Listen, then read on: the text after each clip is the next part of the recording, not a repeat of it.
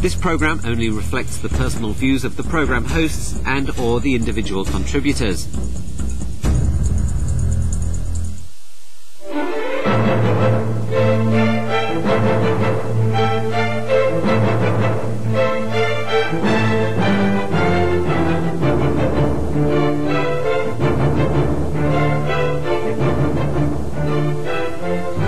This is Newsline. I am Michael Chigani. How deeply divided is the democracy camp going into November's election, district council election? With me is Democratic Party's Vice Chairman Sin Chung Kai and Christopher Lau of People Power. He's the chairman of People Power. Thank you both for coming to the show. Now, we're not going to talk about the district council elections as such, because there is an election rule that if you get one candidate on the show, then you've got to get all the other candidates from that particular district onto the show, which is virtually impossible because there are hundreds of people running in the elections. Now, Christopher Lau, you haven't even actually declared what district you're going to run. No, I haven't. But just to be fair, even though we're not talking about the district council elections, we're talking about the split between your party and your party. That's what we're talking about. You're both in the pro-democracy camp, but there is a very bitter, deep split between the two of you. That's what we're going to focus on. But just to be fair, in your districts in Chung Kai, there's another candidate who's an incumbent who will also be running in your district, and his name is David Wong, and he's from the New People Party. And you have not declared. No, I have not. So I don't even declared. know what district you're going to run in. Yeah. So I can't possibly name any candidates in your district. In your district is David Wong, New People Party. He's the incumbent, right? Yes. Okay. Now that's out of the way. So let's get on with the show. Christopher Lau, I'll come to you first. Lau Ka Hong, you're the chairman of People Power. It's a radical group. It's a splinter group that used some of your members, including Wong Yuk Man and Albert Chan, some of the most radical legislative councillors, belong to the LSD party, the League of Social Democrats, which is Long Hair's party, but they left, and you've got a new party here called People Power, and it's actually become even more radical than Long Hair's party. Well, I have to disagree with that, actually. I think at the moment, League of Social Democrats is a little bit more radical than we are, I think. You think so? I believe, yeah. Long Hair's party. Okay.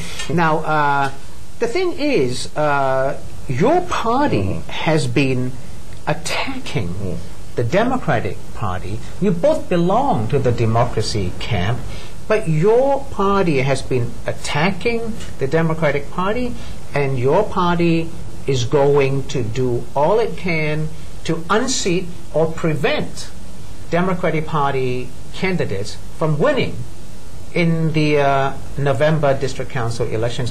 Why are you splitting up the democracy camp? I think we have to talk from the very fundamental things. The very notion that the Democratic Party and People Power all belong to the Democrats or the democracy camp is a very debatable point.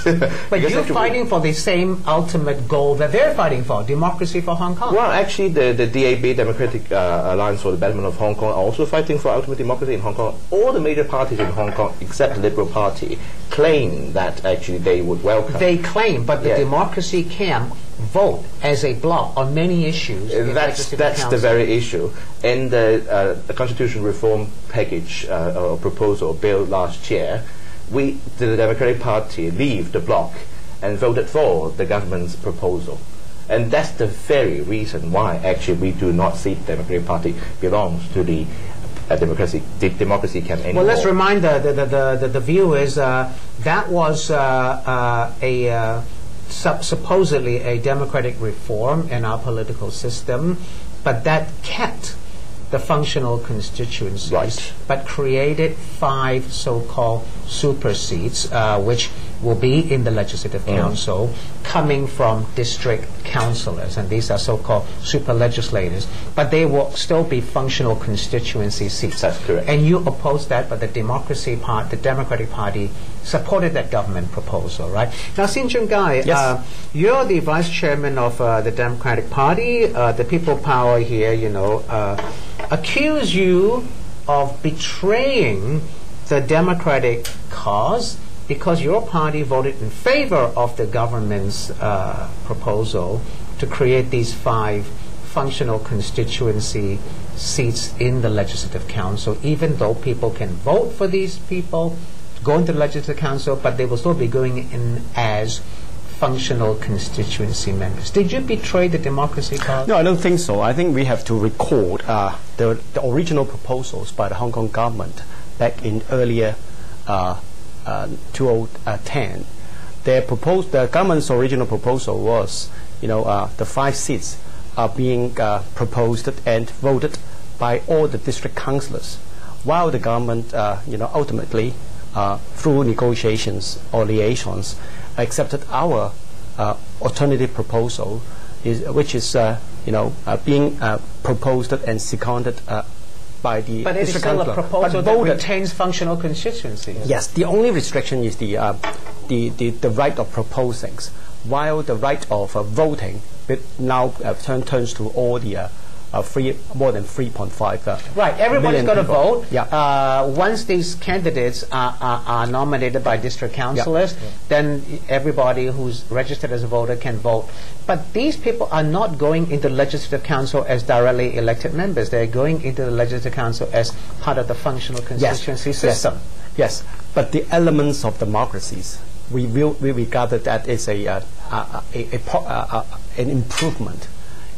Technically, the 5 seats, although there are restrictions on nominations, but they are chosen or they are voted by the general public. Okay, so you see it as a step forward in the democracy, democratic reform. And then if you view Christopher Lau doesn't. Yes, see it I that understand way. their position, but we also there is a history. In 2005, the Democrat rejected the package. And 5 years later, the 5 years later, the government, tabled the same But you package. fought to have it improved, and then you supported it. Yeah, right? but the government put forward the original proposal. We rejected that original proposals. We modified it with democracy's elements, and the government accepted. And then you voted for it. Christopher Lau, now that is water under the bridge. Yep. It's gone, right? It's done. It's been passed by LegCo. We're coming into district council elections in November. The two of you belong to, you say you don't belong to the pro-democracy camp as such, but you do share a lot of common goals in advancing democracy. If you fight against each other, you're going to benefit the so-called pro-establishment parties like the DAB and the Liberal Party and so on. You'll be hurting the Democratic Party. You'll be hurting the cause of democracy in Hong Kong by increasing the number of pro-establishment figures in the district councils. Well, we have to come back to the very notion that actually we see the Democratic Party as part of the pro-establishment camp for the very fact that actually they supported the government's proposal. What Mr. Sin said actually before, that any improvement in the proposal, that if you support any improvement, any slight improvement, just an addition of 1 directly elected seats as a or advancement of democratic cause, then we have a fundamental difference here. And actually what they have done... But you can fight for something and achieve it rather than fight for something and not achieve it. If you had fought for full democracy, that wasn't going to happen. Well, that's true, but somehow you have to draw a line. Then if you don't draw a line... You then draw actually a practical line, not an impractical line. Well, the practical line is actually their line. The practical line is actually drawn by the Democratic Party themselves. Actually, weeks before the voting of the constitutional reform, actually the Democratic Party has a sort of 3 insistence that actually they need the Chinese Communist Party to promise that actually 2020 direct universal suffrage of Legislative Council. They insist that actually the government's promise that actually 2017 universal suffrage of the CEE. Well, we've got 2017 for the chief executive and 2020 for the Legislative Council. No one promised that actually, and they actually conceded back from the line. That's been promised. No one promised that actually. And what's the definition of universal suffrage? And that's also the point. Actually, that was weeks before the vote of the constitutional reform. The Democratic Party drew the line. Actually, demanded the Chinese Communist Party to have a very clear definition of a universal suffrage. And they did not require that anymore, and they voted for the constitutional reform proposal just because the so-called 5 stupid district councillors can be elected by all. Okay, so we you know, public. Again, so somehow we have to draw a line. Who are they actually? Okay, you draw a line. You say you disagree with what happened, but you're drawing a line now, and your party will be opposing Democratic Party candidates in the district council elections in November. So it seems to me that to take revenge, you don't mind sacrificing some candidates who are more friendly to your cause than the pro-establishment parties. But somehow, as I said, you have to draw a line. And if you don't punish the Democratic Party, who'll turn? You use the word punish, so you're punishing them. Of course, you have to punish them. Actually, in a true democracy, if you don't punish the party that betrayed the cause, I think at the end of the day, punishing. I think at the end of the day, they are punishing the voters who supported the reform. You know, during the after the vote last year, the poll for supporting the general poll for supporting opinion polls for supporting the package that we endorsed it. You know, there are over 60%. The majority of people did support that package. So if they punished so-called they are actually punishing the voters. Are you afraid? Are you worried? No. Is the Democratic Party worried that the people power candidates will win and you will lose, or it'll split the democracy vote and the pro-establishment parties will win? Michael, if you read the the political spectrum, definitely People's Power is not the mainstream party. But he definitely he's got one of the lowest opinion. No, he did get some some support. LSD he did get some support from the far left. While Democratic Party position ourselves as the mainstream, middle party. And. Definitely, I don't think they can win in most of the district council elections, but they can cause our losers, and that will be splitting the democracy vote. Yes. You know, the margin between the pro-democracy camp and the pro-establishment in many of the district council election is only within 10%. So if People's Power can swing 10% of the vote, then they can create many of our losses. You lose, and the other side wins. Yes. Who is the other side? So the worrying side about what Mr. Sin says actually that he's saying that by running in an election that you're punishing the voters. No, you have the third choice for the voters to vote actually if they disagree completely with the Democratic Party decision to vote for the government's proposal. Then they turn away from you. So what's wrong with running an election? Let's read the figure. I'm going to pick that out right after the break. Right. Don't go away. Back soon.